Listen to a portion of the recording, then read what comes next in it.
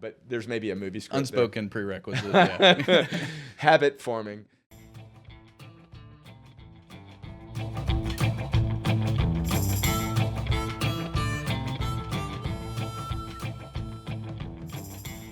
Good morning, everybody. It's Brad Johnson, co-founder of Texas Bullpen, here for another episode of the Texas Bullpen podcast. And this time, we've got Democratic candidate for Attorney General, Joe Jaworski. Joe, welcome. Hey, Brad. Thank you for having me over. Yeah, you made the trip all the way from Houston in a hurry rush to get here. You're going to an event later with Gina Hinojosa and Bobby Polito, you said. Is that here in Austin? Yes, sir. Correct. Just actually on 4th Street. And nice. Then we're doing Texas Democratic Women after that.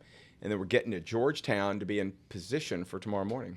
What's tomorrow morning? Sun City Democrats, real big crowd. And Nathan Johnson and I and other candidates will have a forum. And then it's on to Waco about 2 hours later. And then it's McKinney, Texas. Wow. And that's just this weekend. You've been making the rounds across the state. What's the campaign been like? You've done this before, and we'll get into that a bit. But this time around, what's it been like traversing the state and running this campaign?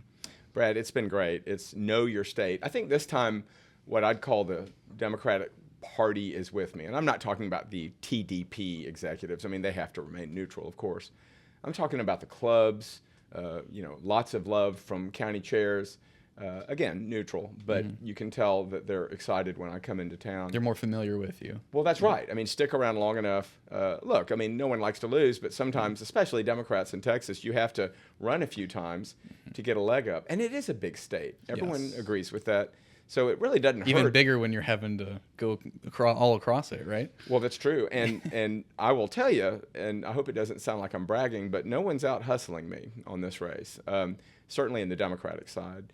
We've been to 60 cities since we announced in mid-July. And I'm talking, Eagle Pass, Laredo, McAllen, but also Tyler, Gun Barrel City, Amarillo, El Paso, and all the big cities, Houston, Dallas, Austin, San Antonio, El Paso. Earlier today, we recorded one with Aaron Wrights, the Republican running for Attorney General, and I asked him this question, so I'll throw it your way.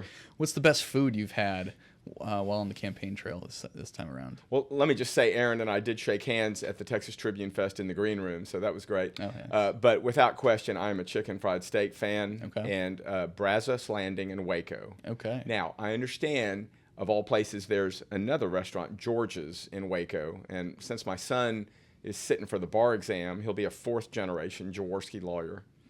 Later this month, I'm going to send him to George's, and we're going to do a taste test. Nice. That's awesome. I'll have to try that. Give us your background, because you did run in 24, but you have a history before that, too. Sure. Give our listeners the rundown of where you've been, how you got to where you are. But I'm going to leave out student body president, right? Okay. Yeah, please. But all kidding aside, I didn't get into politics, right away. I played in a rock band for 4 years, which really frustrated my father. My mother loved it. And the name of it was? Other Bright Colors. Okay. And, I was going to law school, out of Davidson College, was accepted to University of Texas, but I happened to see REM before anyone knew who they were at our college bar, and that delayed me for 4 years. No regrets, Brad. That's a great band. Absolutely. Loved them. We were really close friends. Did you play guitar or what? I play drums. Drums, okay. And always have. But ultimately went to law school, met my wife. My wife and I graduated University of Texas School of Law, husband and wife. Practiced admiralty and maritime personal injury law. And about 9 years into my career, I switched over to the plaintiff's side. I actually worked with Tony Busby for 5 years. Oh, really? So I'm close with Tony and learned a lot working at his firm. And then ran for city council. And Brad, it was like, our realtor who sold us our house was the city councilman. He term limited. And he said, look, I'm running for mayor. You ought to run for my seat. I mean, it was that natural. Galveston, Texas. Ran in a historic neighborhood. All the people loved a young couple like myself and my wife. We had a child who's now 26. And I got elected. Got elected again. Got elected a third time. Term limited. I'm a big fan of term limits, by the way. Freshens the situation. Okay. And then instead of running for mayor, like a lot of people said, oh, Joe, you have to elevate and go to mayor. Well, she was my mentor, and she would have beat me, so I'm not going to do that. So I just took a total Don Quixote pose and ran in a horribly gerrymandered Senate District 11, which Mays Middleton now has. But back then, Mike Jackson did, if you remember him. What year was this? 2008, the year Obama got elected. And Great year for Democrats. Absolutely. But not in a gerrymandered seat like SD11, but raised a good bit of money, got my name out there, and lost. But from that, Hurricane Ike had just happened, Brad, and it had wiped out Galveston. You may recall that Michael Dell gave a great deal of money to the UT system for a medical school here in Austin. Great, benefactor that he is. But some people in the UT system thought, well, we don't need Galveston anymore. So the UT regents, these were all Rick Perry appointees, eliminated 3,800 jobs, just like that. I mean, everyone's aghast at the 300 jobs at the Washington Post. Well, how about 3,800 positions at University of Texas Medical Branch Galveston when this island is on its knees from a 100-year storm? I determined that the regents violated the Open Meetings Act by going into executive session to talk about an employment matter. And everybody knows, who's taken the training, ironically, from the Attorney General's office, that it's only the employee who can ask to go into executive session. The employer cannot shield their embarrassment in making an unpopular move. Well, that's what they did. So I sued them in Galveston, won that lawsuit, got a rehiring system put into effect. This got my name talked about as the next mayor. And so I ran for mayor, and I won. What was that like, serving as mayor? Well, I won a 5-way race without a runoff, and the victory lap was sweet. It lasted maybe 30 days, if that. I remember the victory lap. The victory lap. Yeah. I wasn't recalled immediately, but I was attempted to be recalled. And why? HUD Secretary Sean Donovan, this was Obama's roommate at Harvard, you remember, called me and said, Mayor, I want you to know, I know you have a city manager form of government, but we don't talk to hired staff. We talk to the highest elected official on matters of housing policy. You're it. You have been given close to $1 billion by the Nancy Pelosi, Harry Reid, Obama triumvirate that gave us the Affordable Care Act. Just go back to that, magical time for Democrats. And Ron Paul was our congressman, and he, was very nice, but said, I'm sorry, I don't believe in disaster funds or handouts. You'll have to talk to someone else. And Brad, amazingly, it was the Black Ministers Association in Galveston who said, what? That's not acceptable. So they went up the road to Al Green and Congresswoman Sheila Jackson Lee and Gene Green, the Democrats in Harris County, who got Galveston a leg up at the Capitol. So before I got elected, this money was started in the pipeline. When I'm elected, we'd already spent about $250 million of it, with another $600 to $700 million left. HUD called me and said, Mayor, you need to make sure that you do the bare minimum for this disaster funding from HUD, which is to rebuild the public housing that was destroyed. It's a long story, but let me shorten it by saying, I said, let's don't rebuild apartments. Let's take a page out of Henry Cisneros' book, who was, you'll recall, HUD secretary under Clinton, and let's do mixed income housing, which requires tripling the number, because you have doctors and lawyers, nurses and firemen and teachers, and yes, income eligible public housing constituents. Well, when I told Galveston, we're tripling the number of public housing, you can imagine some people who might have different views on the world would look at that angrily. And so I fought 10 toes down, Brad, for the next, whatever month, 16 months of my term for the working poor of Galveston. We got it built, but I lost re-election. And that is a story of courage that I like to tell on the campaign trail, because you guys know the next Attorney General is going to be in a firestorm. Yeah. I mean, you know. Either way, yeah, absolutely. You mentioned one thing I want to detour on real quick before we get back to the campaign. Sure.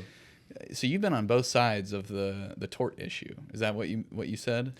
Oh, did you say tort? Tort. Oh, yeah. I was a defense lawyer for many years, and then I was a plaintiff's lawyer for many years. Now I'm a mediator. So Okay. What's your perspective? Because this is a huge policy fight in Texas right now. And, if you win AG, you won't have to make a decision legally on it. Right. Legislatively, I should say. But it's still got to be interesting for you to watch play out, right? Well, I have to say, let me say I respect my judges, whether they're elected or appointed. I will say probably 80% of my practice was in federal court, so I'm very comfortable with the, nomination and confirmation two-step that gives us federal judges for life. I'm good with it. And yet I like the anomaly of the state of Texas electing judges. We can talk about that.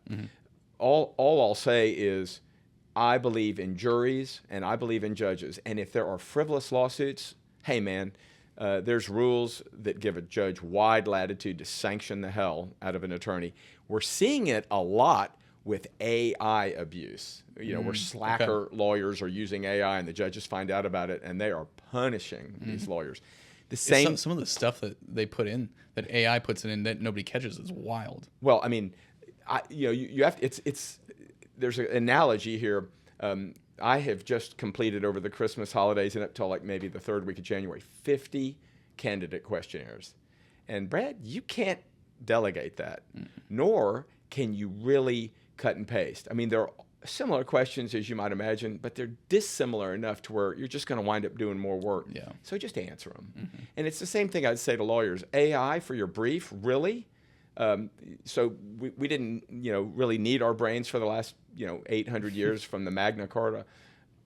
You get my point. Yes. So tort reform, I get it. We don't need legislative guardrails other than in extreme situations. Let the judges and juries sort it out. Gotcha. Okay. Let's get to the campaign. So you jumped in the race this year. You had run in 24. You've lost in the runoff to, I think, Rochelle Garza, right? Correct. In 22. In 22, sorry. Yeah, right. 22 and 24 blending together. It was just such a mad time in Texas It's politics. one mega campaign. Yeah. So why'd you jump in this time? Well, no one likes to lose, as I said, but I promptly endorsed Rochelle Garza, and good Democrat that I am, and like she won fair and square. Why would you hold it against her? I was sorry to see her lose, like everyone did in 2022, and Biden midterm. There was a lot of things going on. 24 was even worse. But I pretty much made my mind up that I would support Democrats. I got the radio show at KPFT, like I said, the midterms with Joe Jaworski. So where my head was at. Yeah. I was writing op-eds in the Dallas Morning News, Houston Chronicle, Austin American Statesman, all of which are on my website, Jaworski4Texas.com, spelled out F-O-R. You didn't go with the number 4? No, sir. I think that's not good. It's always funny. People have very strong opinions. Yeah. It's not cute. But I'm kidding. It's a personal I'm with choice. you. I think it's kind of tacky. Yeah. But No, it's whatever. we have a language. It's called English. Yeah. But what I'd say is I never really gave up the ghost. And now let's be honest. I'm 64. I'm a young 64. I'll be 64 March 1st. But I'm a young. Well, happy early birthday. Thank you very much. Yeah. Pisces, but I knew that I would run again because I liked the experience. It doesn't, hurt me physically. It gives me breath. And honestly, as a lawyer, I have an opinion. As a former elected official, I see a lot of waste in the public sphere. I'm not really talking about economics. I'm talking about wasted opportunity. Okay. There are so many ways that I will draw upon my mayoral experience, which, by the way, is nonpartisan. Yes, I'm a hard and fast Democrat, and I'm proud of it. And I'm in a primary, and there's people on the other side, ruining each other's pelts in the Republican primary, and there'll probably be a runoff there. I sure hope to avoid one this time, but since there's 3 of us, there'll probably be a runoff. Yeah. So I got into it a happy warrior. I am a full-time lawyer, Brad, so I mediate every morning, typically by Zoom, because I'm not one of these born to the manor types. My family's obviously got a great reputation in the law.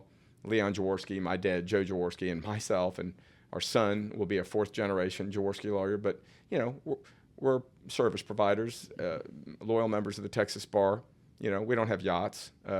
But we're good at what we do. And you still got to work for a living even though you're running the campaign. Absolutely. Yeah. I'm proud of it. Good to have a family and good to support them.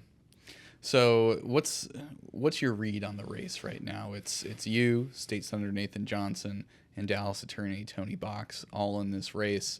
You can look at finance reports. I've seen some polling.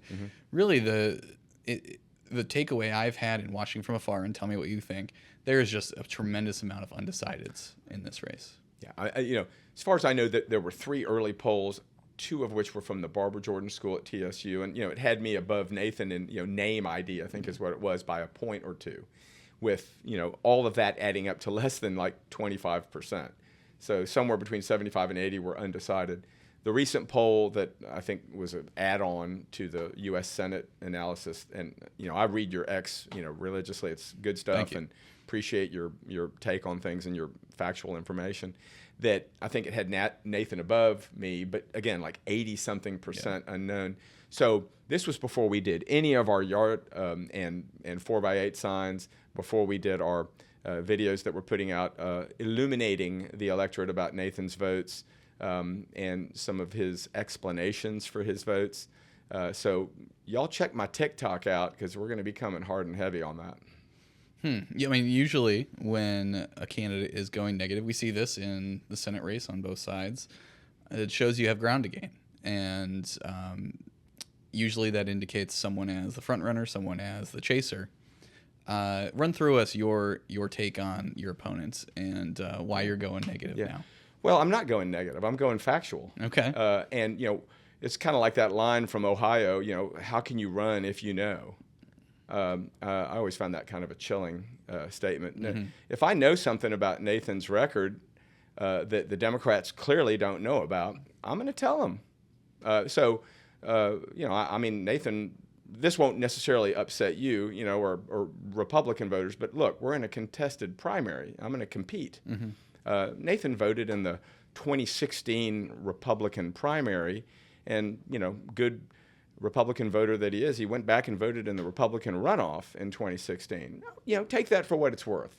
Then he finds religion and runs in the Democratic Party in 2018, and, the word is unclear whether he sent Beto O'Rourke a thank you note.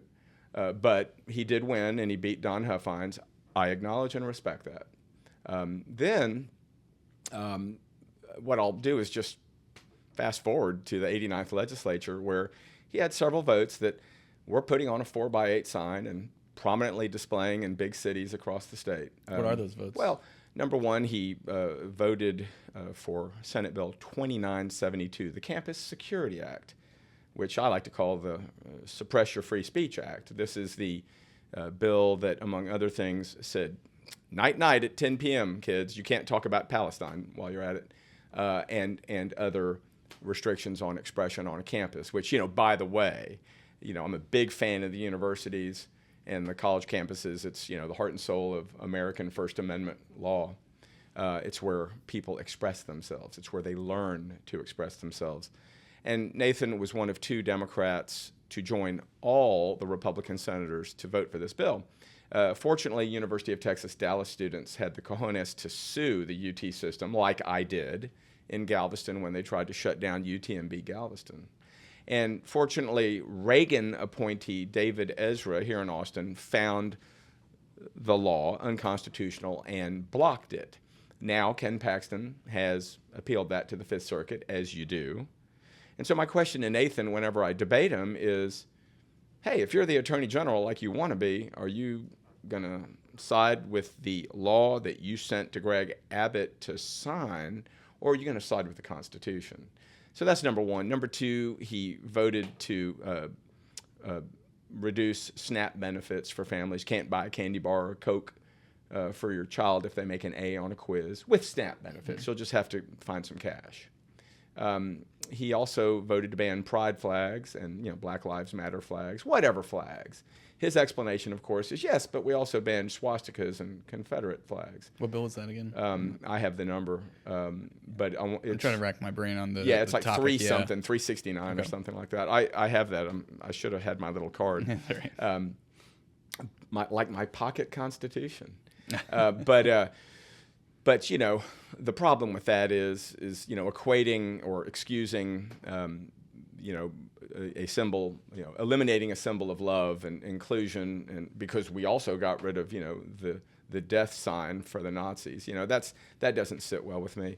And then finally, Senate Joint Resolution 37. I remember this one, which was Proposition 16 on the November ballot. He voted to place that in front of the voters to make sure we're clear that you have to be a United States citizen to vote. We knew that. It's actually already in the Constitution. And so my complaint as a Democrat is we don't need to be duplicating these things to give voice to the MAGA agenda, which says there are masses of undocumenteds at our polls just trying to get in. It's the first thing they do when they cross.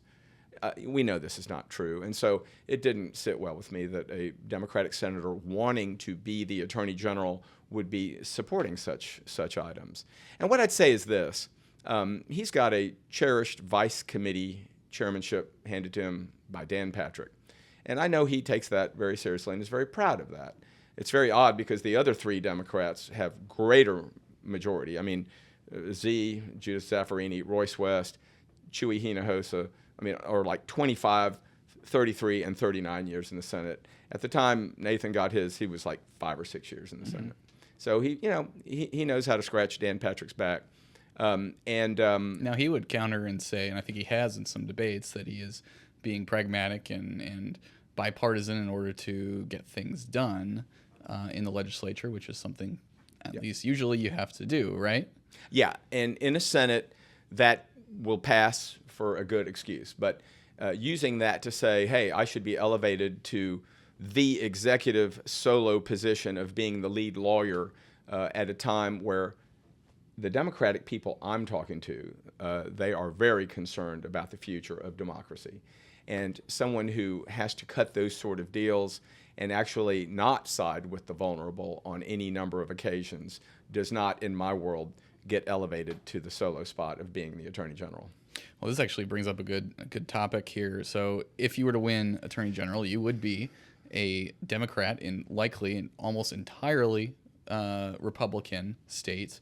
It would take, even in a good year, which it looks like it's going to be for Democrats, odds are, they're not going to, they may gain one statewide seat, maybe some seats in the state legislature, but it's still going to be a red state, right? How would you operate as a minority elected official across the state in Texas, in how you deal with the current Republican administration in the White House, but also how you deal with the Republicans running Texas? Let me start by saying I'm counting on a greater Democratic performance. That much we can agree on. Whether that certainly the conditions are there. Absolutely.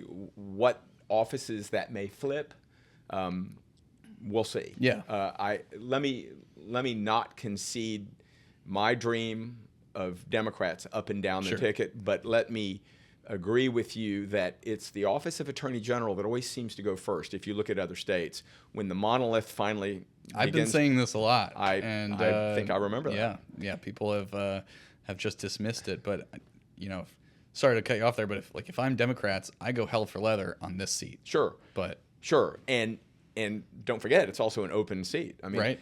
Or open office. Say what you will about scoundrel in chief Ken Paxton. Some people love him, some people hate him, but the guy never lost. And I'm not counting the Speaker of the House effort because that's not an elected campaign. That's, it's obviously 150 votes, but the guy never lost in a ballot to the public. And so people always said, oh, you want to run against Ken Paxton. I don't know. Now, Senate may be different.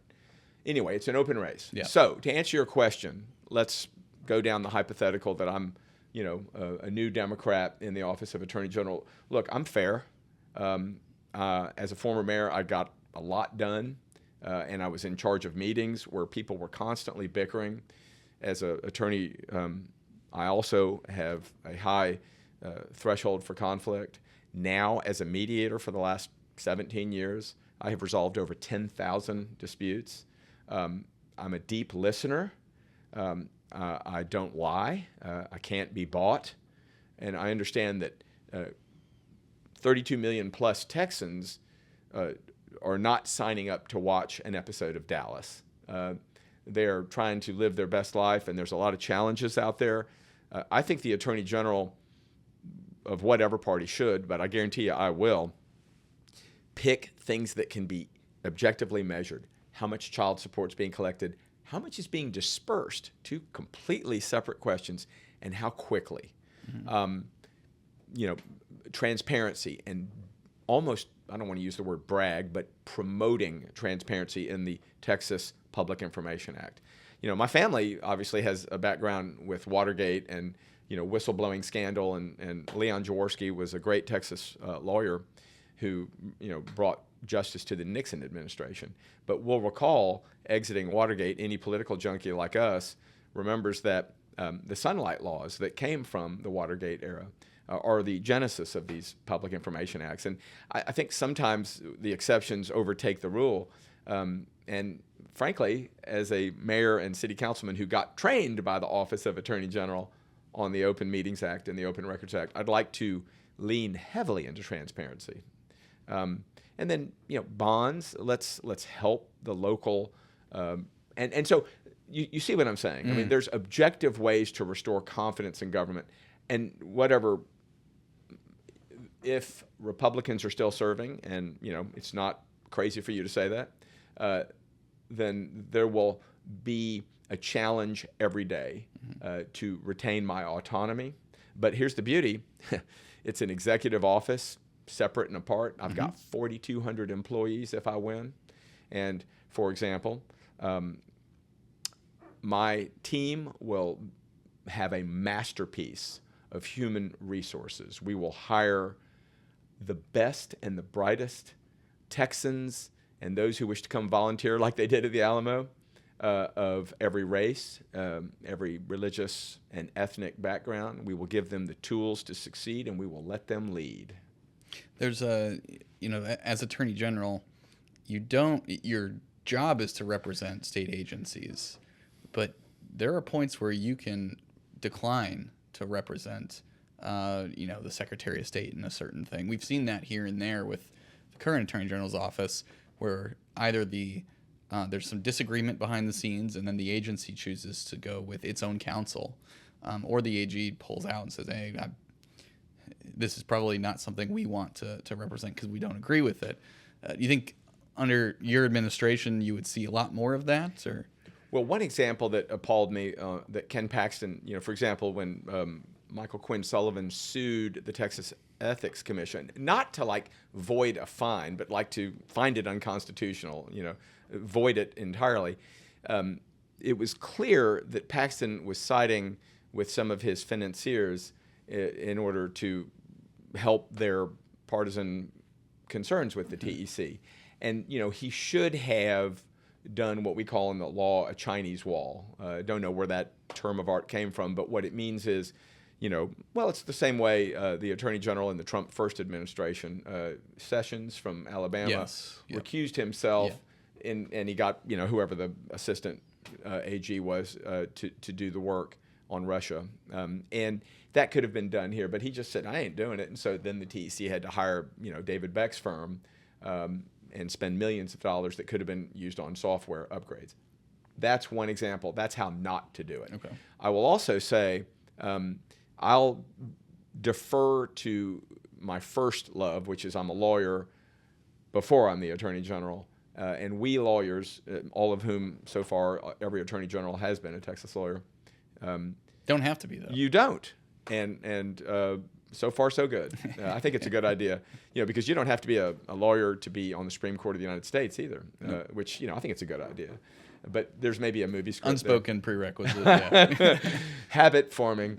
But what I'd say is it would be maybe we take a page out of the Texas disciplinary rules of professional conduct, which have conflict provisions, and also a 3.01. Everyone knows this rule who practices law, which is you are duty-bound not to accept a representation that you know to be frivolous. I'm paraphrasing. Yeah.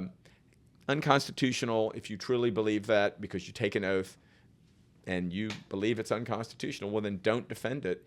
And it'll be a second question whether someone else in the AG's office does it or whether outside counsel does. Gotcha. And then finally, Brad, sometimes you do have to do the unpopular cause. A lot of criminal defense lawyers will know what I'm talking about, or court-appointed lawyers. This is a most hateful individual that, by God, he deserves his day in court, and we're going to let him have it. So as a lawyer, you can hold your nose and represent so that there is a fair adjudication. Mm-hmm. It is up to the judges or the fact finder in case a jury is involved. And you'll have to do, to a large degree, case-by-case assessment. 100%, right? yeah. It would be almost like being a bad judge to say, if that person ever came in my court, I'd find him guilty. I mean, you would never want to hear that. Mm-hmm. And maybe in our campaign rhetoric, we have solid positions on things that we say, here's what we're going to do. And, I've said that a number of times on questions like vouchers, for example. Not a fan. Underfunding, non-suitably providing for public education. Not a fan of that either. But I will certainly, hopefully, do things in such a way as to breed confidence among the 32 million Texans where they think, well, he gave it a fair look, and I trust him. Gotcha. What's your pitch to voters who might see your name on the ballot and feel like, well, he already ran and lost in 22. Why should we give him the nomination this time around? Well, I don't think losing is disqualifying. I think losing badly is disqualifying. Being a big baby about it or being brittle and blaming people, that never happened. So any lawyer who goes around saying, I never lost a case, well, they're lying, okay? and certainly even, some of the greatest prize fighters, lose from time to time. So I take it as a badge of courage to ask people to look carefully at the 3 times I lost. And, I don't think I need to explain them, but losing the re-election as mayor after doing what was right, not easy, badge of courage. Running in a heavily Republican-favored gerrymandered district for Senate and raising good money and getting my chops, I'm good with that. Can't win them all. Yeah. And then losing to a very quality candidate with expertise on women's reproductive issues in the year that Roe v. Wade was reversed, I got no problem with that. I understand. So what I'd say to people is, don't hold it against me that I keep trying. Babe Ruth struck out a lot too. Your favorite sports figure fumbles the ball from time to time. Again, that's what happens in a contact sport like politics. So I'm back. I'm running. I'm proud to be running. And this time I think I'm going to win. Yeah. Well, we've got about a month to go, and Democrats are riding high right now off of the SD9 special election. I'd like your take on that, and what's a reasonable assessment for optimism following that race? Well, I sometimes, wonder, we work so hard to try and create outcomes as candidates. You have to raise a certain amount of money and spend it and hire the right consultant and all these things when, a lot of people are just kind of like winging it. Let's be honest. And I know what that's like. As a musician or as an artist, there's instinct and then there's like discipline. So what to say? I mean, obviously a good night for sure. Well, no question. Right. And what I'd say is, maybe it's this simple, Brad. 24 was brutal, and Democrats ought to look in the mirror. I think we have. The Biden debate performance was shocking. I love the man, and I'm so sorry that he was, not well that night or whatever happened. Then the shoving him out stage left and bringing in Kamala, led itself to be perceived as, almost like a palace intrigue rather than true constitutional democracy. I can see why people got upset, and they were already looking for a reason to be upset. We haven't even talked about what I do now, like specifically for a living, mediating Defense Base Act cases, but I represent peace when it comes to the Defense Base Act, which is military contractors injured in the war on terror. So I have a lot of, veterans and, military contractors who are injured. A lot of places where like Aaron, served, Helmand Province and all that. How many men and some women I have helped settle their cases. My point is the Afghanistan withdrawal. That was problematic. So yeah. I'm giving a survey of history here, much longer answer than required. But my point is sometimes midterms for a certain president are tough on the party in power. 2018, what a great time for Democrats. 2026, kind of feels the same.